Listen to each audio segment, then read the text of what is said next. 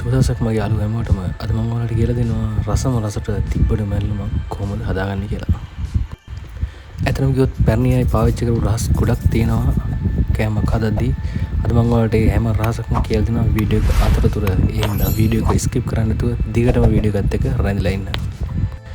මේ තිබ්බඩ මැල්ලුම නැත්තම් තිබ්බඩ සම්බෝලෙත් එක්ක සුපිරිම සෙට් වෙන්නේ ඉදියාප්ප. මම නම් යාළුවනේ චිකන් කරියකුත් හැදුවා. හැබැයි චිකන් කරිය හදන්න හැටි කියලා දෙන්නේ මගේ ඊළඟ වීඩියෝ එකෙන්. ඒ හින්දා දැම්මම channel එක subscribe කරලා තියාගන්න. එතකොට තමයි අපි upload කරන වීඩියෝ ඔයාලට එසැනින් නරවන්න පුළුවන් වෙන්නේ. ඔයාලට මේක දකින්න පුළුවන් වෙන්නේ පෙනුම විතරයි. හැබැයි මේක හරිම රසවත්, හරිම සුවඳවත්. ඒ හින්දා අපි වැඩි කතා බහක් නැහැ. දැන් අපි යමු වීඩියෝ එකට.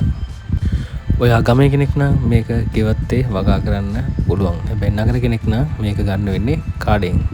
කොහොම හරි කමන්නේ අපිට තිබ්බඩ තියෙන මේ වගේ ලස්සන සහ පාටට සුවඳට රසට තිබ්බඩ සම්බෝලයක් නැත්නම් තිබ්බඩ මැල්ලුමක් හදන්න හැටි මේ විදියට ඔයාලට පියවරෙන් පියවර අනුගමනය කරලා කරන්න පුළුවන්. මුලින්ම අපි තිබ්බඩ ටික මෙන්න මේ වගේ පරිස්සමට කඩා ගන්නවා. ගහේ කඩු තියෙන හින්දා පරිස්සමට තමයි මේ වැඩේ කරගන්න ඕන. තව දෙයක් යාළුවනේ මේ තිබ්බඩ මැල්ලුමේ රසය හරියටම ගන්න ඕන නම් අපිට මේකට එකතු කරන්න මෙන්න මේ හීන් කොච්චි දාපුවම තමයි මේකේ හරිම රස එන්නේ. අමු මිරිස් වගේ දේවල් පාවිච්චි කරන්න පුළුවන්. හැබැයි හරිම රස ගන්න අමාරුයි. ඔන්න මම ඔයාලට මේ වීඩියෝ එක පටන් ගන්නකොට කියලා දුන්නා පුංචි රහස් ගොඩක් මේ වීඩියෝ එක අතරතුර කියලා දෙනවා කියලා. ඒ වගේම මේ එක රහසක් වන්නවා කියලා දුන්නා. මේකට අනිවාර්යයෙන් හීන් කොච්චි එකතු කරන්න අත්‍යවශ්‍යයි. ඊට පස්සේ අපි මේකේ නැටි ටික අයින් කරලා මෙන්න මේ වගේ හොඳට සෝද ගන්න ඕන.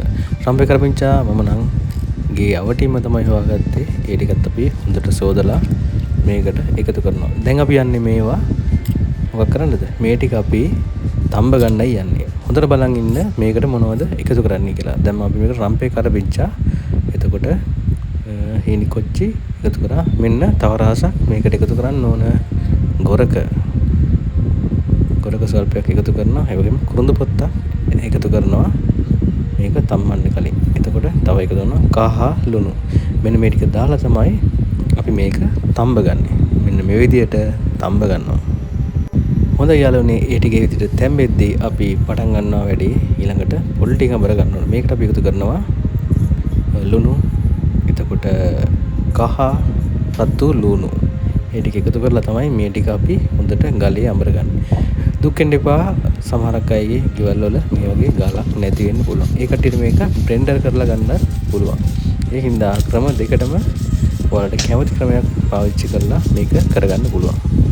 හොඳට බලගන්න. කොහොම හරි මේක හොඳට ඇඹරෙන්නයි ඕන. ලුණු ටික හොඳට ඇඹරෙන්න ඕන. එතකොට තමයි ඒකේ රසය එන්නේ. තවත් දෙයක් යාළුවනේ මම ඔයාලට තුන්වෙනි රහසත් කියලා දෙනවා. මේකට රතු ලුණු තමයි එකතු කරන්න ඕන. ලොකු ලුණු එකතු කරන්න එපා. එපා කියන්නේ එතකොට අර නියම රසය අපිට ගන්න වෙන්නේ නැහැ. රතු ලුණු තමයි මේකට හරියටම ගැලපෙන රසය තියෙන්නේ. ඔන්න යාළුවනේ දැන් අපි මේක හොඳට අමර ගන්න බලන්න ලස්සන පාටක් එනවා. ඇබරෙද්දි ඕනේ නම් යාළුවනේ ඒ වැඩේ ඉවරයි. දැන් තමයි ඊටු ටික වීඩියෝ එකත් එක්ක දිගටම රැඳිලා ඉන්න. තාම වැඩි ඉවර නෑ. දැන් තමයි මේකේ හොඳම හරිය තියෙන්නේ. කලින් වීඩියෝ වලින් මම ඔයාලට කියලා දුන්නා පොලොස් කරියක් හදන විදිය. ඒ වගේම රස කෑම වල ගොඩක් හදන විදිය මම ඔයාලට කියලා දුන්නා. එතකොට පළතුරු කැටයම් කරන විදිය කියලා දුන්නා. ඒ වගේ වීඩියෝ ගොඩක් මගේ channel එකේ තියෙනවා. ඊළඟට මම වීඩියෝ එකෙන් ඔයාලට කියලා දෙනවා කොහොමද රසට චිකන් කරියක් හදාගන්න කියලා. ඒ හින්දා channel එක subscribe කරලා නැති අය දැන්ම channel එක subscribe කරලා තියාගන්න. එතකොට තමයි අපි එකතු කරන වීඩියෝ ඔයාලට එසැනින් නරවන්න පුළුවන් වෙන්නේ. ඔන්න එහෙනම් යාළුවනේ මේ බලන්න දැන් අර අපේ තැඹුම අවසාන දිගට තමයි තියෙන්නේ. එතකොට දැන් තිබ්බඩු ටික මෙලෙක් වුණාට පස්සේ ඒ ටික හොඳට මේ වගේ පොඩි කරගන්න ඕන. ඒ ටික පොඩි කරගත්තාම මේ වගේ තියෙන ඇට එළියට එනවා. මොන බලන්න පුළුවන්. මේ ටික හොඳට මේ වගේ පොඩි කරගෙන ගලේ අමරගත්තු සම්බෝලය මේකට එකතු කරනවා.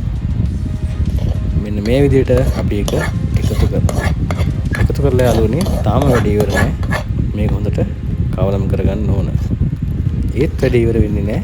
ඒක අපි හොඳට කලවම් කරලා මද ගින්නේ චුට්ටක් මේක තියන්න ඕන. මොකද වතුර ගතිය ටිකක් වැඩි. ඒ ටික අඩු වෙනකම් මේක මද ගින්නේ තියන්න ඕන. එන්න බලන්න ලස්සන. ඒ වගේ මේක මාරම සුවඳයි. එහෙනම් යාළුවනේ වැඩේ ඉවරයි. ඔයාලත් මේක හදලා මට පුංචි කමෙන්ට් එකක් දාන්න. ඒක තමයි ඔයාලා මට දෙන සහයෝගය. බොහොම ස්තුතියි. ගිහින් එන්න.